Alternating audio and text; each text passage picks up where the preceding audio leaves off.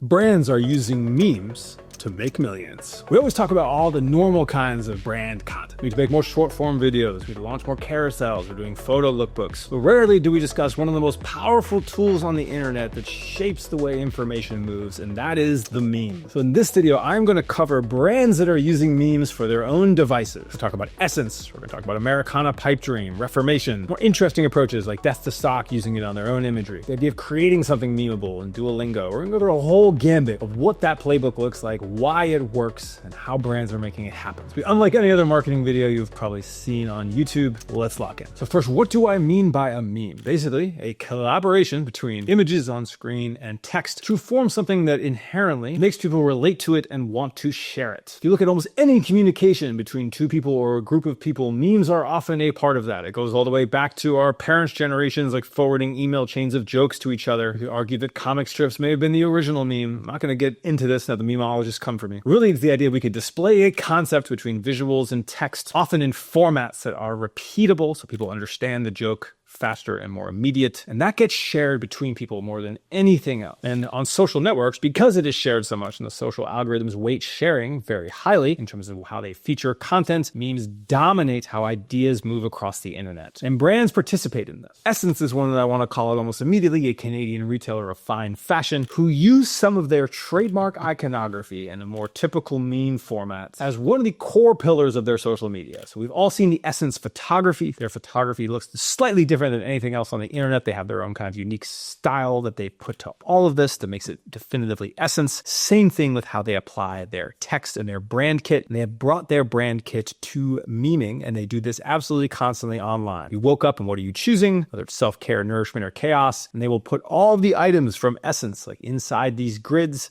and that becomes a more natural piece of more shareable, interesting content than if they're just putting out more campaign stuff. Same thing with establishing a grid and then putting various Tom Fords on it, Venn diagrams. You will notice they basically take all of these different popular meme formats and charts and anything you would normally see and apply their own brand kit to it. And this is the primary driver of their social media. They play into cultural moments with this. They have a toolkit for how their typography and things are used. They have a bunch of these repeatable formats that they try. And that is how their brand has found success inside social media in a way it really didn't prior. I want to throw it out there. There's multiple ways for brands to actually enact within this meme universe. The first is with something like this, taking all these popular formats on the internet and applying your brand kit to it, having that sense of humor, having it work over time and pushing it. Talk about Americana Pipe Dream in a bit, who've done this in an entirely different niche. The second is taking existing memes, existing things that are happening in the culture and co-opting them for your own purposes, where you'll see things like Wojaks, all these different pieces of internet iconography, and you'll see brands basically just using that internet culture and trying to roll with it. It's probably the factor I'd recommend the least, but works really well for services, businesses, or people that aren't too concerned about brand. And then there's the idea of, hey, can you take things that are happening in the world and in pop culture and apply some of the things that are relevant to your brand to it in a slightly different way? So that's where we get Crown Affair, a pretty serious brand. They are taking things like shots of this woman from White Lotus,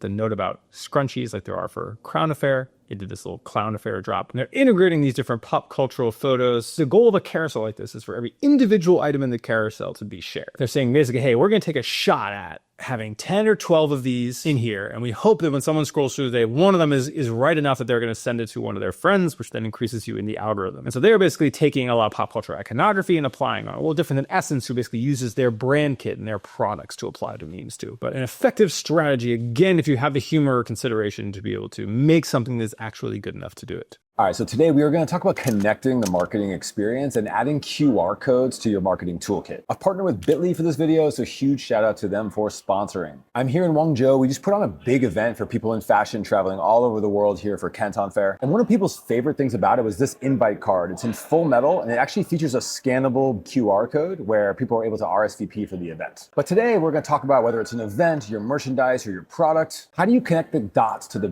bigger customer journey story? Now, I'm going to use packaging as an example. The two things I always encourage brands to do with packaging is one, optimize the unboxing. If you have an aesthetic or interesting unboxing, even if that gets just shared in a DM or a message with a friend, or ideally shared online, that is such a huge additional value you get for any product that you put out by just getting that word of mouth. And at the same time, brands should think about how they connect after, whether you're adding an educational video, pro tips on how to use or style a product. And this can be solved by QR codes. Think about what can you link to, how do you make it fun and easy to attach that customer journey from purchase to unbox to learning more about your brand. And what can you include on the packaging or integrated into the product that's easy to scan and gives people some real value they want to pursue. So Bitly can generate QR codes like this, and they have a variety of different looks and styles. You can customize it to match your brand vibe, from colors to actually how it looks. And while you can send people to any site, Bitly now has a built-in landing page builder as well. You can use to easily embed videos, add links, or create a simple experience all there in the same dashboard. All with measurement tools to see what people really engage with over time, to know if you're placing the code right, or have a strong enough call to action that people actually want to engage with your brand. You can see all of that within the Bitly Insights dashboard, where you can manage all of your codes, landing pages, and analytics. You can learn more about Bitly at the link below. And again, big thanks to them for sponsoring this video. One of my other favorites from this is Death to Stock. So they are a image licensing company. Whenever they do a photo shoot, they're now kind of putting out these memed versions of it, as opposed to just putting out a standard carousel. And they're doing it, and they have a very particular brand voice, which they are using to execute this same thing. And since they have kind of off-the-wall imagery in terms of what they offer, very well put together for doing this. But again, this helps them perform. Yeah, I've actually watched on their social,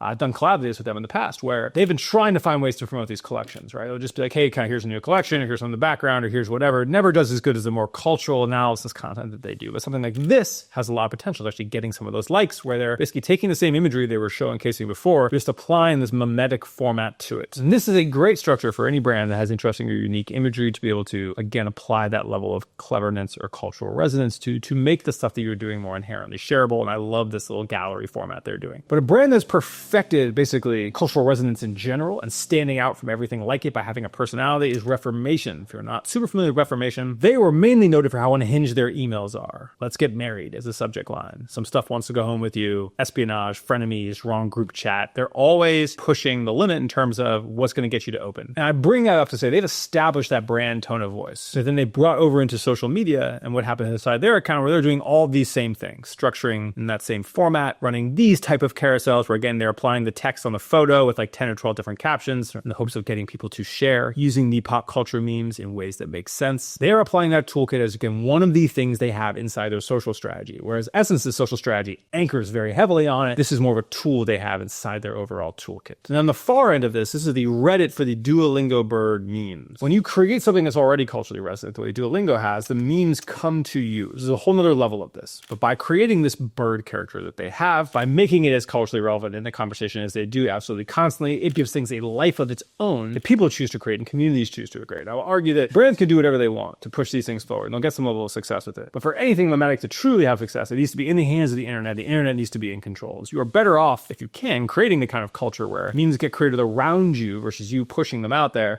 But since many, in fact, very few ever will be able to accomplish that, it's fun to stick to that core idea of what can we use this as a format? In the back of your head, always have that. Are we building something that would be inherently memeable in itself? It brings me to Americana Pipe Dream. They are a surplus store, like an Army Navy surplus store. One of the best accounts on the internet. They're using memes to talk about MREs and the stock market crashes. They're constantly incorporating this language of the internet inside what they do. And what they do is talk about Belgian surplus neckties, weird war facts, Turkish surplus, combat pants, all with their kind of cast of characters. And their videos are equally unhinged, but they're able to call out things people recognize inside this world of like extreme military and like MRE enthusiasts, like inside their little cult niche that they're in. This is an important one to think about. If your brand isn't a niche, you're like, hey, we're really deep in Japanese car culture. We're really deep in Army Navy surplus and hunting and people like little snacky snacks, workout culture, whatever it is. There is a shared language of jokes and experiences that form the foundation for what you can make ideas for. And if that idea inspires some of your normal content, great. But if they inspire memes, that's an easy way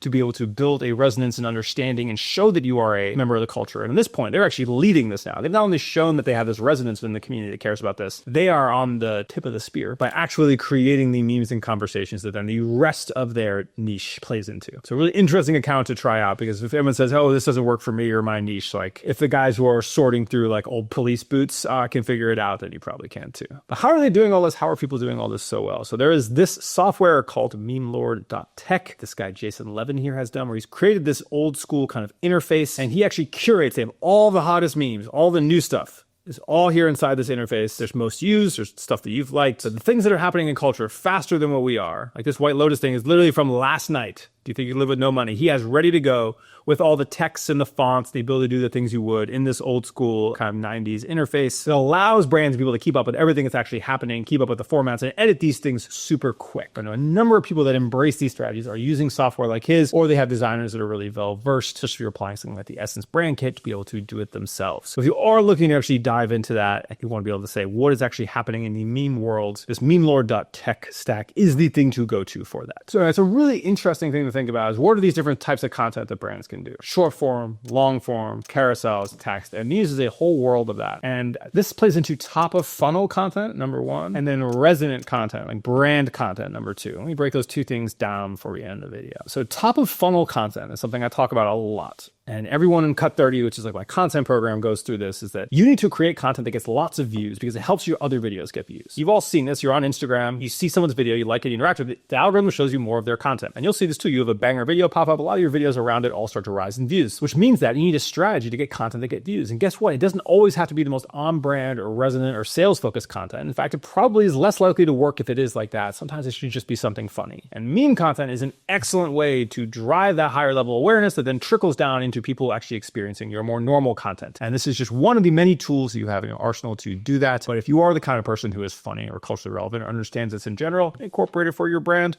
or your personal brand. Then second is resonance. So a lot of people will follow your brand, they'll know your brand, but they don't really feel like they have like a kinship to it, right? There's no relationship there. It's just a brand. But if the brand is continually making them smile and laugh and they're sharing it with their friends and they feel like, oh, this brand understands me, understands this subculture I love. You're really into toolkits, hammers, wrenches. You really are making the right memes and jokes around that. Guys like, God, these guys really know wrenches. This is my type of brand. That actually happens and people feel that. Now, resonant content is another great place where memes can come into play to do that particularly easily. But anyway, thank you for watching. This is a tangent from the normal marketing content. If you want to check out my thoughts on some other types of marketing, I do have a recent video talking about some of the best marketing of the year so far that you can come check out. I am Oren and I appreciate y'all watching.